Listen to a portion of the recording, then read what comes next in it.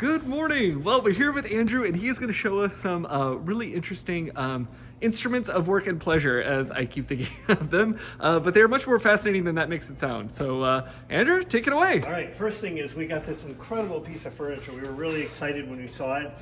We love arts and crafts style stuff. This is probably not an actual arts and crafts piece. I think it was probably made in 1940s, 50s by a home builder, but it is a very special table. It's got a top that I should have released it before, that lifts off, and it turns and lifts off. Uh-oh.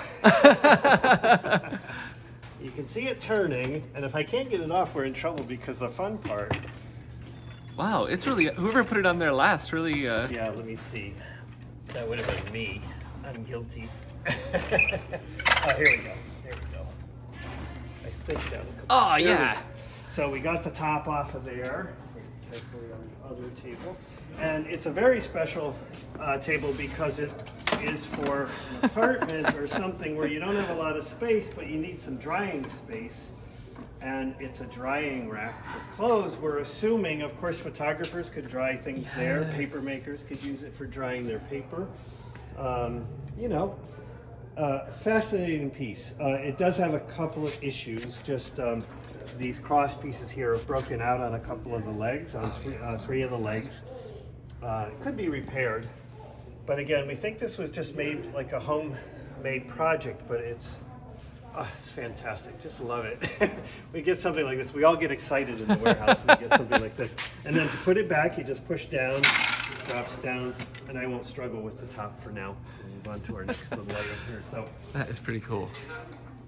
All right. So the next item here are these commodity scales. They were used for anything that needed weighing up to a pretty high weight. This is a 400-pound and a 600-pound scale, I believe. No, 200-pound and a 400-pound scale here. These are the little needles, so when this is hanging, it should point right at this hook here when it's balanced. And these, I've seen people use them for pot racks. They hang them in their kitchen and stabilize them and put hooks on them and use them as pot racks. So it's a kind of a cool reuse project, upcycle project. Looks a little bit like the Nike logo. Yeah.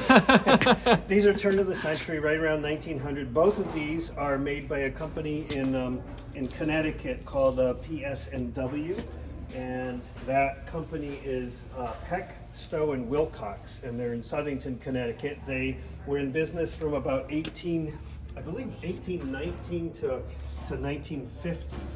And it says that right on that end, yep. And so these have graduations down here that show you the weight. Depending on the weight that you hang on it, meaning those hooked weights, you can turn it around. The other side has a different scale for the other weight. We don't have all the weights for these. They usually would have 2 weights with each one. Anyway, they're pretty cool. And I love the idea of the pot rack. If I had higher ceilings, I could do that in my kitchen, but it's a great thing. And then we have a very large one here also. This is a 700-pound on this side. It's too heavy to flip over and see what the other side says. But it's got nice graphics, so it's got really nice painted numbers on it. They go up to 700 pounds on this side. It's got stripes, so you can see right behind the hook here there's a white stripe that would continue all the way up. So it'd be a great one for a large kitchen, somebody's got a lot of pots they want to hang, or these are things that will work. This one is missing the pointer up below the hook. There's no pointer on top to tell you when it's balanced, but it's probably just a little nail or something that sticks up in there. So another really interesting one, and this one says Fairbanks on it, and there are a lot of Fairbanks scales out there. These are commodity scales. They're used for anything that needs weighing. I suspect they probably even weigh fish with them, baskets of anything, bales of hay, cotton, things like that. So really, really interesting pieces. That one is gigantic. Yeah, this one's huge. I think it's over 6 feet long, so it is a large, heavy one. Really cool, kind of like industrial vibe to it. Definitely, yeah.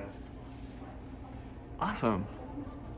And then we move on to the Oh man. camera. So this is a really special camera. We'll let Scott get in front of it so we can have Thanks. a look. And this camera is from about 1903, between 1900 and 1904, but I believe 1903. It's a Century Grand camera with a Washington, D.C. local lens on it. And what I mean by that is that it was sold by a local retailer, and they engraved their name on it. So it's E.F. Pullman in Washington, D.C. It was probably made by a company up in New York that's something, lens company, I forgot what they're called.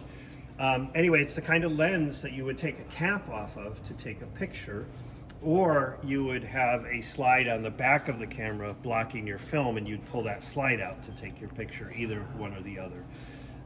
So again, this camera is about 1903. It's a 6.5 by 8.5 back. It's a Century Grand, and the other special thing about this camera is that it was made only a few years before Eastman Kodak bought the Century name and turned it into. They still made Century cameras, but it was Eastman Kodak making them. So this is before Eastman Kodak bought them. The camera is restorable. It's got holes in the bellows, beautiful red leather bellows, but there are some holes in them. The other cool thing about this camera, we'll run it out. If you pull out these guys here and you stretch it out and it goes on, it seems forever. And I didn't even pull the bellows all the way out. This thing can come out to, like this far. So it's a really, really cool double bellows camera. What that means is you can take pictures of things that are, an inch or two in front of your lens, very close up. So we do have it focused on these light bulbs here. And yep, you can see them in front of it on the ground glass back. Oh, there. So again, a 1903 camera, and we know this is before 1905 because this company started making a swivel back. This one does change direction, but it has to be removed to change the direction. So that's how we know what year it is. Now the other thing is it's on a tripod, an antique tripod. It's before 1930. I believe it is a 1920s tripod by Craig Powellhammer. It's a quick release tripod, so it's got a little lever here that releases the camera from it. You have a little mount on the bottom of the camera. It has beautiful, nickel. It's all in great shape. It would clean up really nicely. It's made of wood and nickel-plated steel, and then the legs, I believe, are aluminum.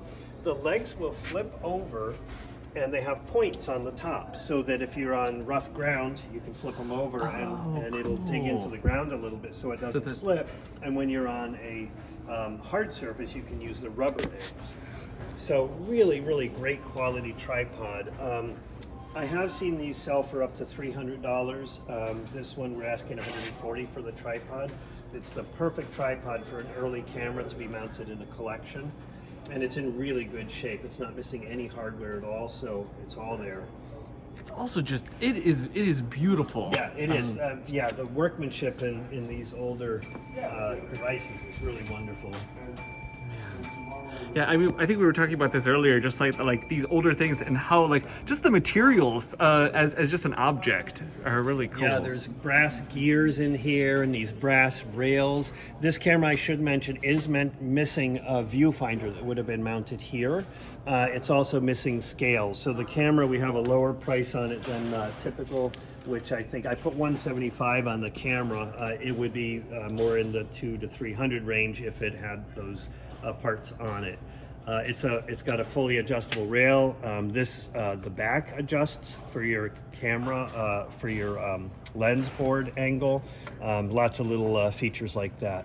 So it's a fancy camera. Century, it's called a Century Grand, but they also made a Century Grand Senior. They made a Century Grand Deluxe. They made Century Grand everything. This could be a Century Grand Senior or Special or something else, but it's very hard to tell what the differences between those cameras are. Yeah. Well, it's beautiful. And so all of these things will be here in the warehouse? Yep, they're here in the warehouse, and the camera and the rack is on the marketplace right now, communityforkliftmarketplace.org. The camera will be on Community Forklift Marketplace in one day. We'll have that up tomorrow. All right. Well, cool. Yeah. Well, thanks a lot for showing us, Andrew. These are all really fascinating. And thanks, guys, for following along. I hope you enjoyed seeing some of these really interesting materials. If you have any questions, please put them in the comments, and I will get those over to Andrew if I can't answer them myself. But otherwise, thanks for watching, and have